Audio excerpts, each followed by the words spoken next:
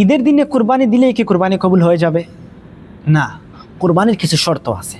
এর শর্তের মধ্যে প্রথম শর্ত, এবং এই শর্তটি সব জায়গায় যে কোনো ইবাদতে কবুল হইতে প্রথম শর্ত হইল যে আপনি ওই কুরবানি করবেন আল্লাহর জন্য।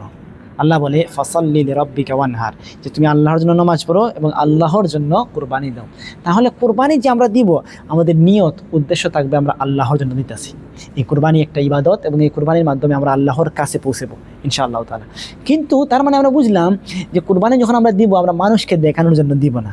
আজকালকে আমরা দেখি প্রশ্ন হয়, মানুষ একজন জিজ্ঞাসা করে আপনি কয়টা গরু দিতেছেন? একজন বলে একটা, আপনি কয় মাত্র একটা দিতেছেন, আমরা দিতেছি দুইটা। আরেকজন কয় আমি দুইটা না, আমি দিতেছি তিনটা। কত দিয়ে কিনছেন? 1 লাখ, আমি কিনছি 2 লাখ দিয়ে। মানে মানুষ দেখানোর জন্য আমরা যদি এইভাবে কোরবানি দেই যে আপনি কত দিয়ে কিনছেন, কতটা গরু দিতেছেন, ওইটা আল্লাহর কাছে কবুল হবে না, কারণ আপনার উদ্দেশ্য মানুষকে দেখানোর জন্য।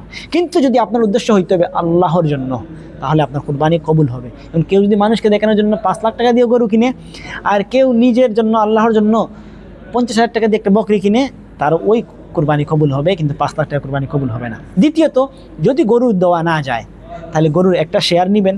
যদি একটা শেয়ারও না নেওয়া যায়, তাহলে আপনি একটি বকরা দিবেন, একটি খাসি দেন, একটি ছাগল দেন। আমাদের দেশে ছাগল দেয় না, খাসিও দেয় না। প্রশ্ন করেন কেন?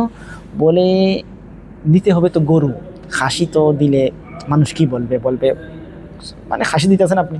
ভাইয়া, আপনার কাছে আল্লাহর কাছে আপনার গরুর রক্তও যায় না, গরুর মাংসও যায় না, কি যায়?